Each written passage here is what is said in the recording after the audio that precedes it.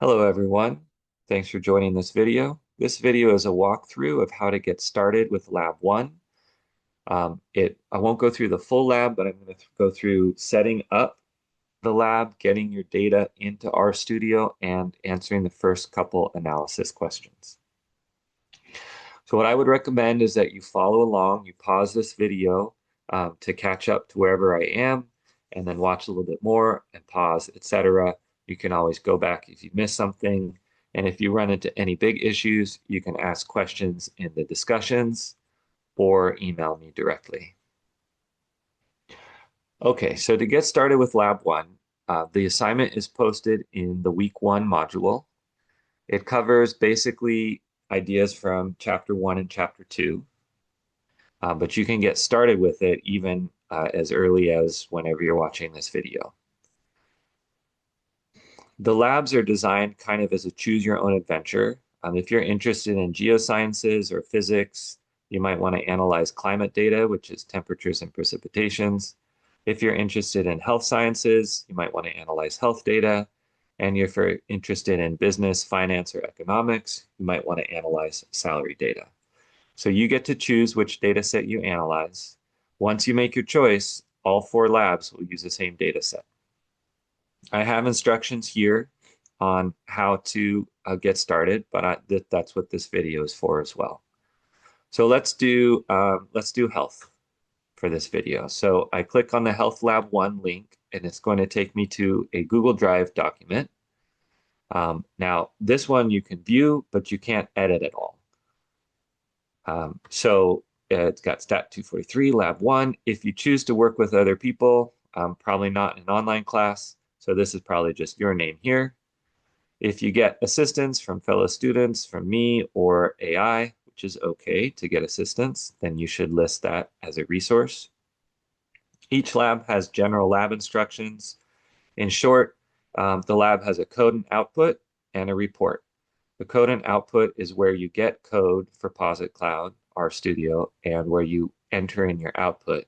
And the report is where you take that output and you format it into a document that a human would want to read. The labs have a number of different steps. This first lab has just a get to know you step.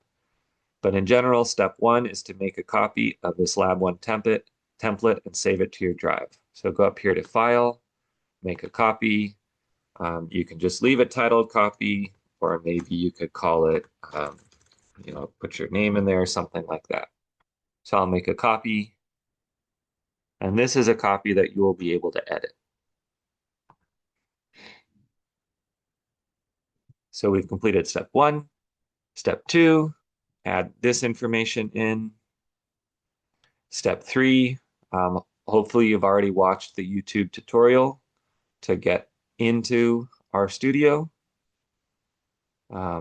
We have gotten to the in your workspace, create a new RStudio project.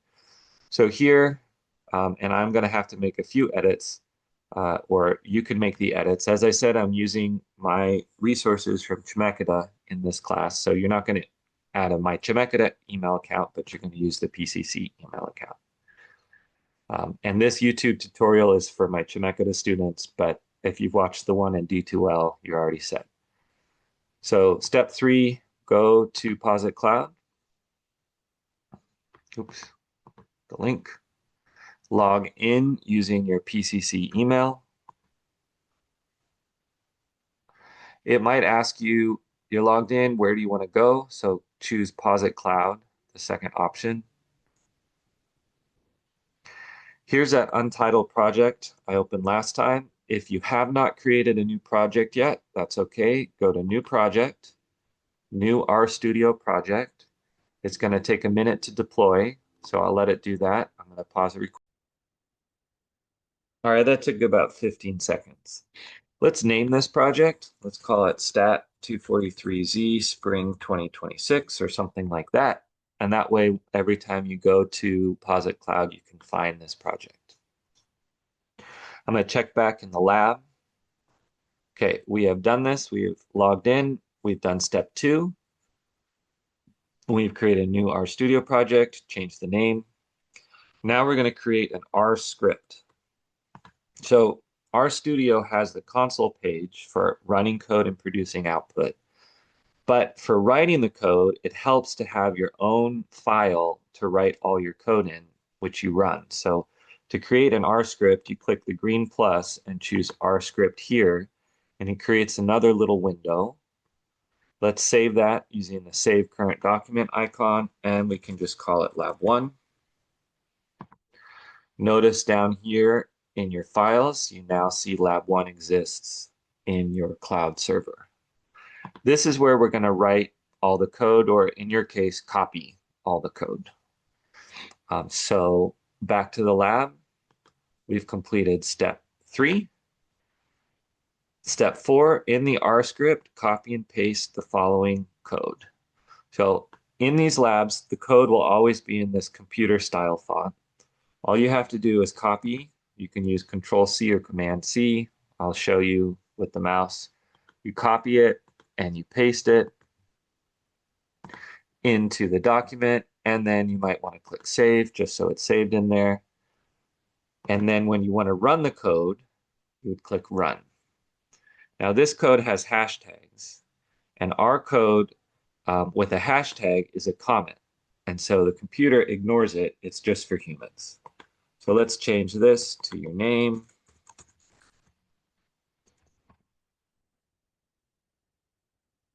And the date. It's always a good idea to have a name and a date. Today is the 4th that I'm doing this video. All right, so we've completed step 4. We have copied, pasted, and added the following code. We can use this R script to write code, but right now there's nothing to analyze. We don't have any data in our server. The environment is empty. There's no data to work with. So the next steps in order to start lab 1 is to get that data. If you want to pause, this would be a good time to pause. The next couple steps can be a little involved. So if you want to break, this would be a good time. I'm going to jump right in. Back in the lab, you click on the link to health data, or it might say climate data, or it might say salary data. So open that data. It'll open in a Google Sheet. And this is also going to be view only. Now, I don't want you to copy this. What I want you to do is download it. So go to download and make sure you download it as an Excel file. If you download it as any other file, it's not going to work in RStudio. So download it as an Excel file. If you have a PC, it should show you that it's downloaded. If you have a Mac, hopefully you're familiar with how things download from Google Drive. Now that you've got it downloaded, you're going to go back to Posit Cloud. That Excel file lives on your computer, but you need to get it up into the cloud server. So in the Files pane, click on Upload, choose your file, and you're going to want to choose health data or climate data or salary data. When you click OK, it uploads it, and now you can see it's in your cloud server. Now, I will warn you, if you download this file twice, you're going to get something that has little parentheses 1 right here. That's because it's a second file. If you upload the parentheses 1, your code will not work. So it's very important that your Excel file is only health data or climate data or salary data, that it's this exact name. That's one of the more common issues. We have the data in our server, but R itself doesn't have the data yet, so we need to do one more step. Now that it's in this Files pane, just click on the name and click Import Dataset. It's going to ask you if you want to install packages. That's just saying R needs some more framework in order to import this file. When you click yes, you're going to see a lot of red text over here in the console. That's not a problem. That's just R working on your behalf. And once it has all the packages it needs, it will open up this interaction pane. You can see that the data is ready to be imported. So all you have to do is click import. And now, finally, we have the data in R and we're ready to analyze it. Okay, at this point, we have the data in R. We have our script that's ready to take our code. So now you can go back to the lab. We've done 5, done 6, done 7. We're ready for the dataset overview. And the way the labs are laid out, they're laid out in a series of steps, and each step has a number of questions. It's important that you read the questions carefully. If you want to be successful without needing to get a lot of outside assistance, reading the questions carefully is the easiest way. Question 1, introducing the health data set. What variables are contained in this data set? Copy and paste the following code into your R script and then run the code to learn the names of the variables. So all you need to do is highlight the full line, copy it, go over to Posit Cloud and paste it. And then with your cursor on that line, click Run. And here in the console, it's run the code and it's given you the output. So there are 6 variables in the health data set. Copy this output. You can just highlight it, copy it directly from the console, paste it right back to the lab where it says list the variables, and you've completed question 1 in the code and output section. You can move on to question 2. Copy and paste the following code in your R script, then run the code to count the number of patients in the data set. Whenever you see a block of code, you should highlight the whole thing, copy the whole thing, paste the whole thing, and run the whole thing. If you want to run multiple lines of code, you have to highlight all of it. So I highlight both lines of code and I click run, and it shows me n equals 2329. Now, R doesn't really care what that number means. It's your job to interpret that. So back here in the health lab, what is the number of patients in the health data set? 2,329. And you've answered question 2. You continue this way, answering these questions by copying, pasting, and running code.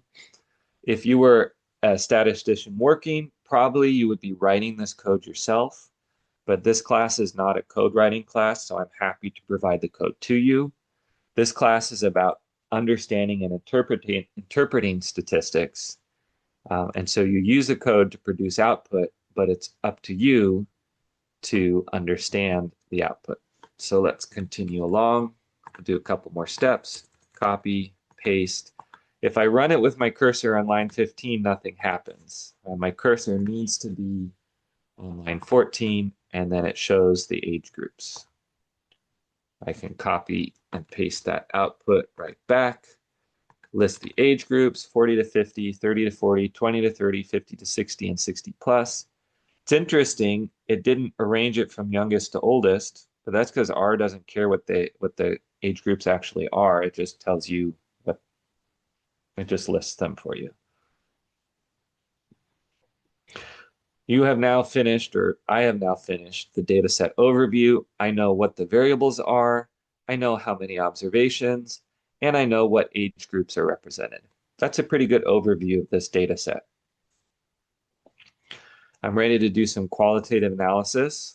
So I'm going to construct a frequency table. We talk about that during chapter 2, so that'll be week 2's material. Construct a frequency table to count the number of patients in each age group and report your table below. So copy this code, paste the code in here, and run it, and it produces this table. I can just, again, copy and paste this table. Even though it's not formatted nicely, I'll paste the table here with the actual table. and so on and so forth. This is how you complete the code and output section of the report. Once this is done, you're ready for the actual report. So you come over here to the report tab, and this is where it lays out how to write a report that a human would want to read. Anything inside a bracket is something that you're going to delete. It's just instructions for you. These bold headings you can leave. So for example, if you're working on the health data, you work at a Vizzini clinic and you're going to analyze a set of patient information. So a good way to start is introducing a report. Here's an example from the salary, then an overview. In this section, you should describe the variables included in the data set. Well, we did that. That was the very first question. What are the variables listed in the data set? And this is what you'll write in your report. Now, you don't want to just copy and paste this. You want to describe them. You'd say something like, the variables include a patient ID, an age group, a glucose data, or a level of blood glucose, a level of blood pressure, and a weight category. Oh, and an outcome. Now, if you don't know what these are, you're going to need to do a little bit more research, and that's okay. If you get stuck, you can always ask a question in the discussions tab. The data overview should also include, how many observations. Quantitative variables should include units of measurement. So your glucose and your glucose seems to be quantitative. Your blood pressure seems to be quantitative, so it should have units of measurement. The idea for the report is basically you take the output and you format it in such a way that would be useful for a human to read. Now, to help you with this, back in our D2L site, I have what I'd call an exemplary student report. So it was written by a student in a previous class. It's a good example of high quality work. You can review it to see what I'm looking for in your reports. This one is about the salaries in the tech industry. Here's a data set overview. Obviously, yours shouldn't just be an exact clone of this, but it'll help give you an idea. Keep in mind that this report is actually from Lab 4, so it includes everything from Lab 1 all the way up through Lab 4. Tables are formatted better. In your code and output, your tables don't have to be formatted nicely. But in your actual report, they should have some kind of formatting so they look nicer to the human eye. Okay, if you run into problems, common problems with coding are as follows. Maybe you forget to have your cursor in the right spot. If you forget to highlight the whole line, R tries to run it and it doesn't finish the running, and so it can get stuck. Anytime you get stuck, try pressing the escape key, upper left, and then running things again. Another problem that happens a lot in R is if you run something like, I want to know how many observations there are, but I haven't yet run the code before it, R does not know what N is. I've removed it from the environment, so R doesn't know what N is. So a common problem is to try to run something farther down in your code without running things that come before it in your code. And the easiest fix is just to go back up, highlight everything that you need, and run that again. And now R does know what N equals. If you get stuck, again, ask questions in the discussion. I'll be checking it. There is a pretty steep learning curve for using statistical programming, and that's part of the ideas of this course, is to get you exposed to how statistics is actually done. Each lab will build on the previous lab. It uses the same data. You won't have to upload the data again. The data is now in R and it's going to be there all term long. And each lab also builds on the report. So your second lab will take the material from report 1 and extend it with new material that you've produced in lab 2. Okay, this was a pretty long video because there's a lot to it. When I teach this in person, it usually takes me about 3 full hours to get students to this point where they're really understanding how it works. So be patient with yourself. If you're not totally certain how everything works, that's fine. Do your best, ask questions. The first lab, I will provide feedback and you can make changes to improve your grade. So if your report writing is totally off, I will give you some tips on how to align it to what I'm looking for, and then you can use those tips moving forward. Thanks for watching this video, and have a good day.